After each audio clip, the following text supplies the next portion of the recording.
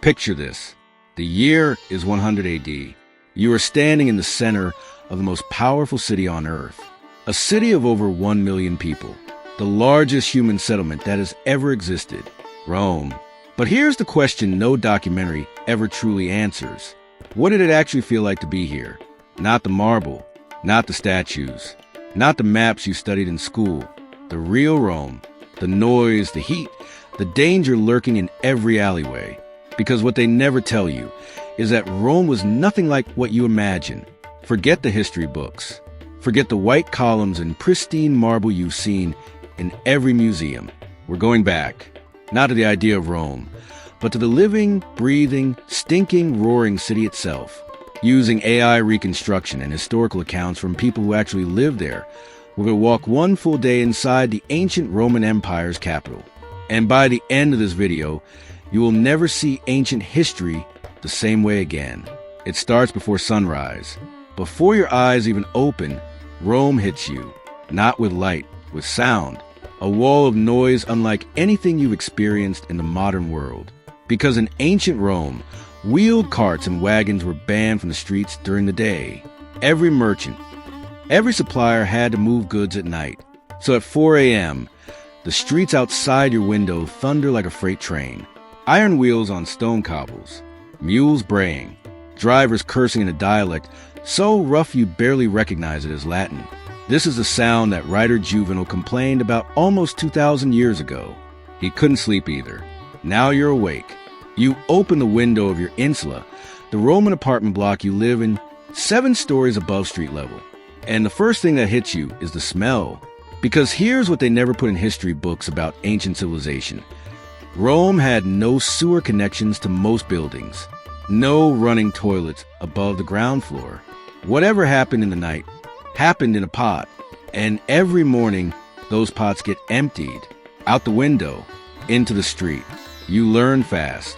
In Rome, you look up before you walk under a window. You step outside. And here's where every movie about ancient Rome gets it completely wrong. The marble? Yes, it exists, but it's painted. Screaming red, electric blue, golden yellow. Rome in 100 AD is not white. It is a city that looks, in some ways, almost garish, almost overwhelming. Like nothing so much as a fever dream of color. The street you're walking, the Via Sacra, the most famous road in the Roman Empire, is barely 4 meters wide. You've seen Roman roads in documentaries looking wide and grand. This is not that. It's a crush of bodies. Senators shoulder to shoulder with slaves. Merchants hawking from stalls wedged into every available inch of wall. You can smell bread baking. Garum, that pungent fermented fish sauce Romans put on everything, drifting from a thermopolium around the corner. It smells like something between anchovy paste and rotting seaweed. Romans love it. You're still deciding. And the noise has only grown louder. 100 conversations in 12 languages. Greek, Aramaic, Egyptian, Gaulish, African dialects. Rome is not a Latin-only city. It's the first great cosmopolitan capital of the ancient world. And it sounds like it by mid-morning. You've reached the Forum Romanum, the beating heart of the ancient world. Politicians, lawyers, priests, money changers. Everywhere you look, something is happening. Someone is arguing. Someone is making a deal that will reshape half a province. You can hear a lawyer mid-speech. His voice trained to carry across the open square, arms wide, voice dipping and surging like theater. Because in Rome, everything is theater. Speaking of which, you can see the Colosseum from here. The Flavian Amphitheater. It was completed just 20 years ago, in 80 AD, and it still feels impossible. 50,000 people, filling it on game days, the largest arena on Earth. But here's what most people don't realize about the Colosseum and the Roman history around it. Attendance was free. The emperor paid. Food was sometimes handed out, because the games weren't entertainment. They were politics. They were a tool. Keep 1 million citizens fed. Keep them spectating. Keep them from asking questions. Panem et circenses. Bread and circuses. A phrase that was written as a warning, and turned out to be a blueprint.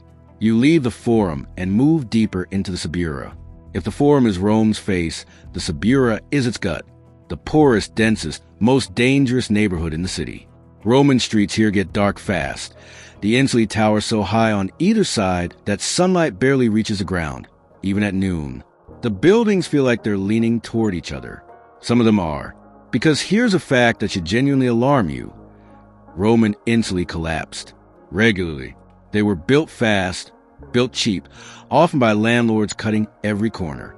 Fires started and had nowhere to go. The Roman fire brigade, the vigiles, existed, but they were stretched impossibly thin across a 1,000,000-person city. The poor in ancient Rome didn't live in the marble Rome. They lived in fire traps. And they knew it. Late afternoon. The heat breaks, barely. You find your way to the baths of Trajan, the Thermae. And here, finally, is where Rome shows you something extraordinary. The public baths are enormous. Grand halls with vaulted ceilings, heated pools at multiple temperatures, libraries, gardens, shops, barbers. Romans bathed daily, together, across every class. A senator and a tanner may share the same warm pool. For a few hours each evening, the rigid social hierarchy softens. Conversation flows. Business gets done. Gossip, which in Rome is both an art form and a survival skill, gets traded at the speed of rumor. You learn things in the baths. Who is in favor with the emperor? Who isn't? Who is about to be accused of something they may or may not have done? And this is where you finally understand something about ancient civilization that no textbook captures. Rome was not powerful because of its armies alone. It was powerful because of its infrastructure, because of aqueducts that brought clean water to 1,000,000 people, because of roads that connected 40 million citizens across 3 continents, because of a legal system copied, even now, by half the world. And yet, as you dry off and dress again, you hear something on the street outside, a commotion, shouting. Something is happening 2 streets over. Nobody around you seems surprised. Violence in Rome is not rare. It is background noise. Street gangs, factions, operate openly. Political factions hire muscle. Knife crime is common after dark. And as a stranger here, you don't know the rules yet. You do know one thing. It's almost night. And in Rome, you do not want to be on the street after dark if you don't have to be. Rome at night is a different city. There are no street lights, no gas lamps, torches here and there, throwing orange patches of light that make the shadows between them feel twice as deep. The carts are back, the ones banned all day. The thunder of iron on stone has returned. The city is resupplying itself for tomorrow. It never actually stops. From a wealthy district, you can hear music, a dinner party, a cena underway.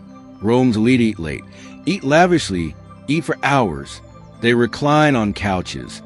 Sitting upright to eat was considered barbaric. They drink heavily watered wine. They discuss philosophy, poetry, politics.